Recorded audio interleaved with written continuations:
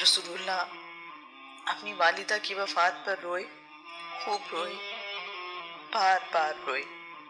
अपनी वालिदा और उनकी मोहब्बत को याद करके रोते रहे।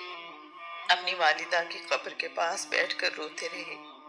बीबी आमिना को दफन करने के बाद मक्का की तरफ सफर शुरू हुआ तो रसूलुल्लाह वापस दौड़े। मैं भी रसूलुल्लाह के पीछे पीछे दौड़ी। आज का उन्वान है यतीम और मक्का का सरदार। मक्का पहुंचने पर अब्दुल मुत्तलिब ने देखा है कि बरका मोहम्मद को लेकर आई है। बीबी आमिना साथ नहीं आई तो उन्हें किसी से कुछ पूछने की जरूरत नहीं है। जिंदगी का तजुर्बा उन्हें सारी दास्तान सुना रहा है। अभी तो अब्दुल मुत्तलिब को अपने बेटे अब्दुल्ला की जुदाई का गम नहीं भूला कि बहू भी राहिए मुल्के अदम हो गई है। अब मेरे पोते का क्या होगा? बाप की कमी तो कोई पूरी कर नहीं सका, माँ कहाँ से आएगी? रसूलुल्लाह को देखते हैं तो आंसू नहीं रुकते। आंसू न रुके तो पोते को तसल्ली कैसे दे? इतने प्यारे पोते के लिए इतने इम्तिहान क्यों? वालिदा की वफात ने रसूलुल्लाह पर जुदाई और गम का एहसास छोड़ा है। आप खामोशी से बैठे रहते हैं, खेल कूद में अब कम ही हिस्सा लेते हैं।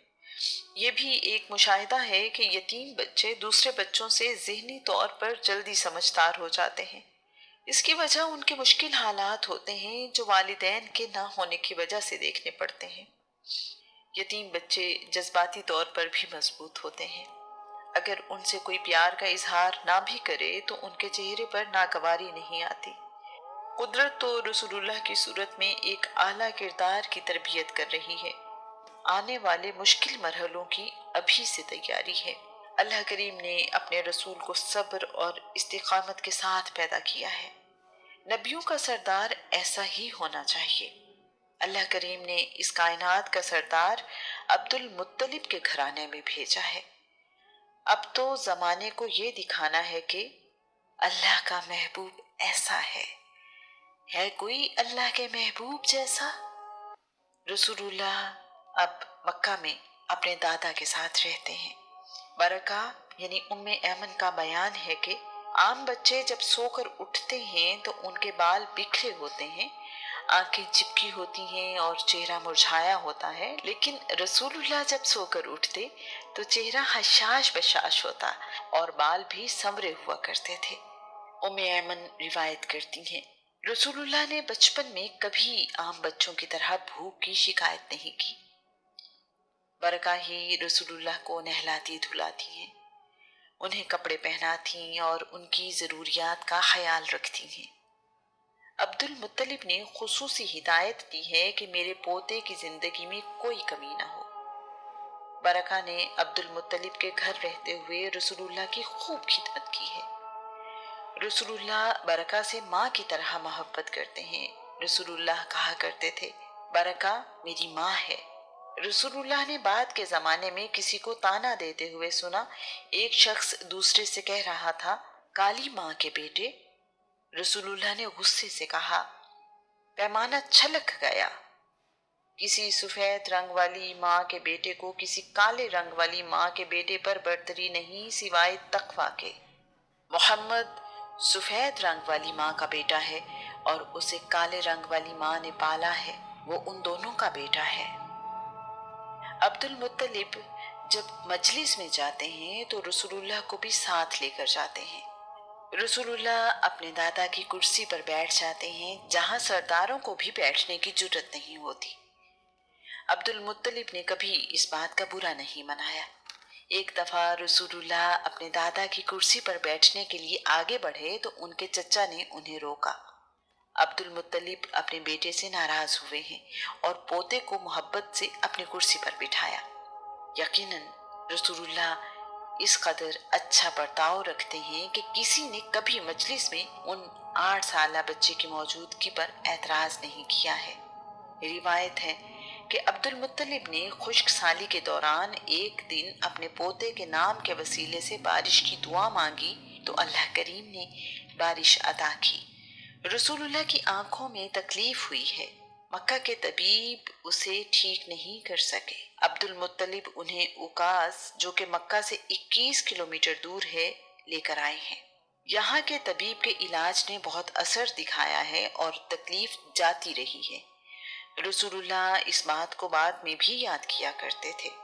रसूलुल्लाह अपने बचपन से ही बड़े ज़हीन हैं। अगर उनके खानदान की कोई चीज गुम हो जाती है तो वो लोग रसूलुल्लाह से कहते हैं कि इसे तलाश करें। रसूलुल्लाह हमेशा कामयाब लौटते हैं। अब्दुल मुत्तलिब से किसी चरवाहे ने आकर कहा है कि मेरे ऊंट गुम हो गए हैं और मुझसे ढूंढे नहीं जा रहे, आप मोहम्मद से कहें कि मेरी मदद करें। दादा के कहने पर रसूलुल्लाह ऊंट ढूंढने निकल पड़े हैं।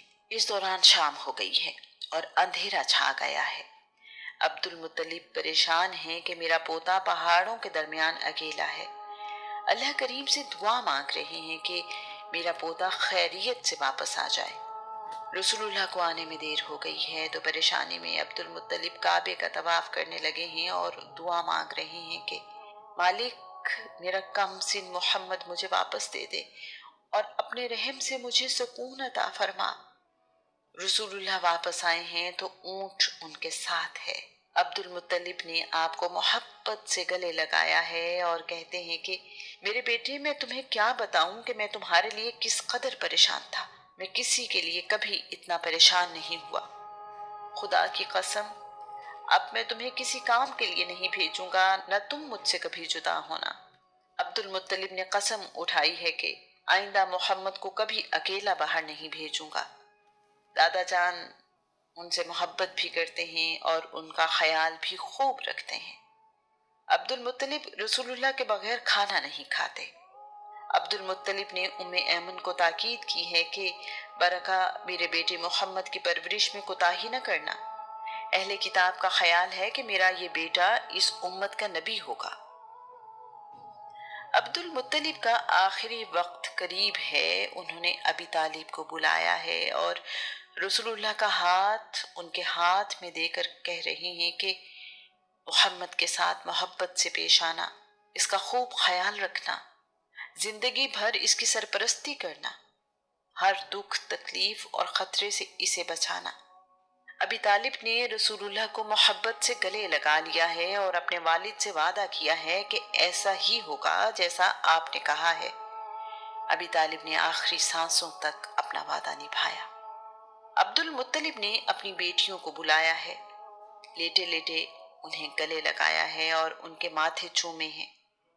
मक्का की शान, बनी हाशिम का सरदार, यतीमों का बाप अब्दुल मुत्तलिब अपने मालिक से जा मिला है। अब्दुल मुत्तलिब ने 108 साल की उम्र में 579 ईस्वी में वफात पाई। आपको हजून में कुसई के पहलू में दफन किया गया। आपकी वफात पर मक्का के बाजार कई दिन तक बंद रहे। मक्का में सोग का आलम ऐसा था जैसे सबका बाप दुनिया से रुखसत हो गया हो। अब्दुल मुत्तलिब के बाद जुबैर बिन अब्दुल मुत्तलिब बनी हाशिम के सरदार बने हैं। जुबैर की वफात के बाद अबी तालिब बनी हाशिम के सरदार बने। रसूलुल्लाह 2 साल अपने दादा के साथ रहे हैं। अब्दुल मुत्तलिब की वफात ने रसूलुल्लाह की ज़ात पर गहरा असर छोड़ा है।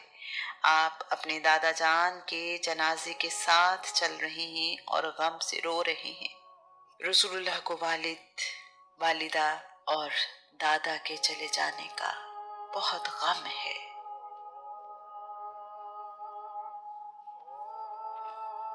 उन्होंने रसूलुल्लाह को अपने बेटों से ज्यादा अजीज रखा है। खाना खाने के लिए रसूलुल्लाह का इंतजार करते हैं। जब भी घर आते हैं तो सबसे पहले रसूलुल्लाह के बारे में पूछते हैं। अबी तालिब के पास आ जाने के बाद रसूलुल्लाह को यतीमी का गम भूलना शुरू हो गया है।